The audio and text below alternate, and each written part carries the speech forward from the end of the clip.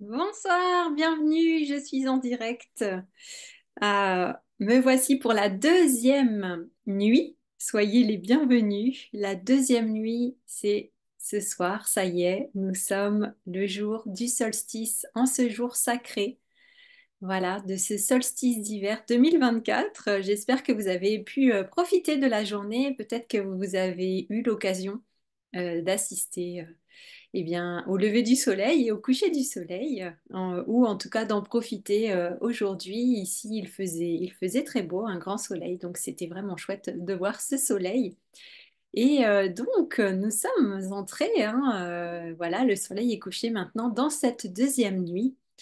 Et cette deuxième nuit, eh bien, je vous invite vraiment à ressentir le retour de la lumière sur Terre, parce que c'est vraiment effectivement la symbolique de ce solstice d'hiver, cette lumière qui revient, n'est-ce pas? On en a parlé hier, la grande mère qui donne naissance à son enfant divin, l'astre solaire qui renaît. Donc c'est vraiment un soleil victorieux, on parle de soleil invincible aussi, de sol invictus. Donc c'est ce soleil victorieux, ce soleil invincible, la lumière invincible aussi qui reprend sa place, on va dire, et voilà, qui regagne du terrain sur l'obscurité. Donc c'est vraiment l'idée d'un nouveau jour qui se lève, une nouvelle aube pour nous. Et effectivement aussi, nous entrons dans la saison d'hiver officiellement, hein. L'hiver commence aujourd'hui. Donc en cette soirée aussi, eh bien, je peux vous inviter aussi à vous connecter à cette saison de l'hiver et ce que cette saison eh bien, peut vous apporter de chouette, on va dire, de bénéfique. Est-ce que vous aimez l'hiver? Comment ça se passe pour vous, cette saison hivernale? Et je vous invite vraiment à prendre un moment justement pour ressentir et pour trouver peut-être quels seraient les points positifs de l'hiver pour vous, à la fois de façon personnelle ou professionnelle également. Donc, cette idée de voilà tout ce que vous allez pouvoir vivre et expérimenter de beau, de joyeux, de lumineux, n'est-ce pas, cet hiver, et de ressentir aussi la manière dans laquelle vous pouvez prendre soin de vous cet hiver. Voilà, il est question aussi de repos, de régénération, mais aussi peut-être effectivement d'une nouvelle énergie, une nouvelle dynamique à mettre en place. Donc, je vous invite vraiment à ressentir aussi quelles sont vos envies pour ces prochains mois d'hiver, vos désirs, vos projets pour ces 3 mois d'hiver. Ressentez-les et ressentez quelle est votre énergie aussi, en général, quelle est votre énergie au moment de l'hiver.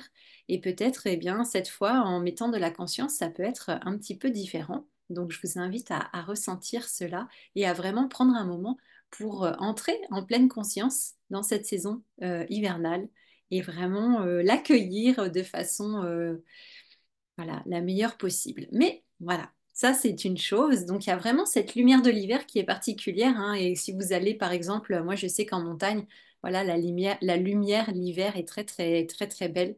J'aime beaucoup, même si les jours sont courts, même si effectivement ils vont le rallonger, hein, à partir alors pas aujourd'hui, mais à partir de demain.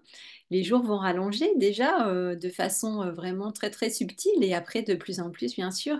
Mais il y a vraiment une lumière particulière, je trouve, en hiver, surtout quand voilà, nous vivons dans certaines régions, ouais, qui est de la neige ou pas, mais moi je trouve effectivement qu'avec la neige, c'est très très beau. Donc connectons-nous à cette lumière-là aussi, et puis la lumière de l'hiver en général. Et donc en ce soir, en cette soirée, je vous invite à vous connecter. Le thème, on pourrait dire, de cette deuxième nuit, ce serait le retour de la lumière, bien sûr, au sein de l'obscurité, comme j'en ai déjà parlé. Et pour moi, il y a vraiment cette idée aussi de dualité dans cette deuxième nuit. On peut ressentir ce que ça signifie aussi la dualité, puisque effectivement, sur Terre, nous sommes dans cette dualité à partir du moment où nous sommes incarnés, en tout cas dans cette troisième dimension, dans cette dimension ici sur Terre. Nous sommes effectivement dans la dualité, nous vivons avec eh bien, des cycles, hein, n'est-ce pas, le jour, la nuit, les saisons aussi. Nous vivons aussi avec cette idée donc d'ombre et de lumière et voilà, il y a toujours des forces opposées, des forces contraires ou des forces complémentaires. Ça dépend aussi de la manière dont nous les percevons, le yin et le yang. l'énergie féminine, l'énergie masculine. Donc il y a vraiment cette idée aussi de dualité. Et à partir de ça, eh bien, nous pouvons effectivement ressentir tout ce que ça signifie, la dualité pour nous et comment elle se manifeste aussi dans notre vie. Également, comment nous la vivons, hein, plus ou moins bien, selon les thèmes, selon les cas, selon les circonstances. Mais c'est intéressant, en tout cas, de se poser la question, par exemple, en cette deuxième nuit du retour de la lumière, et bien sûr, de mettre peut-être l'accent sur effectivement la lumière, l'ombre et la lumière, l'obscurité et la lumière. Voilà. Donc, je peux vous proposer aussi de réfléchir, en tout cas peut-être de contempler plutôt. Voilà, parce que l'idée, c'est pas que ce soit un exercice forcément mental, mais plus un exercice où ça vient vraiment, on pourrait dire, notre conscience, une certaine intelligence émotionnelle, voilà, de quelque chose de plus profond, on va dire, et de plus conscient, pas seulement notre mental. Et je vous invite à prendre un moment vraiment pour ressentir et vous rappeler finalement les moments les plus obscurs de votre vie, voilà, où vous étiez vraiment dans l'obscurité. Donc rappelez-vous certains moments que vous avez pu vivre, certaines périodes que vous avez pu traverser qui apparaissaient comme ça très très sombres, très très obscures, justement où vous aviez peut-être l'impression d'être complètement finalement euh, aveugle presque dans le noir, ne pas trop savoir quoi faire ni où aller, où tout paraissait aussi assez sombre, et comment finalement la lumière est revenue dans votre vie. Voilà, donc c'est la question que je vous pose ce soir. Comment la lumière est-elle revenue dans votre vie? Et vraiment de ressentir ce que ces expériences finalement d'obscurité vous ont apporté. Est-ce que ça vous a appris? Il y a certainement eu des transformations, des prises de conscience, des révélations peut-être aussi. Donc c'est vraiment de ressentir de quelle manière il est possible de, voilà, de ramener la lumière dans sa vie.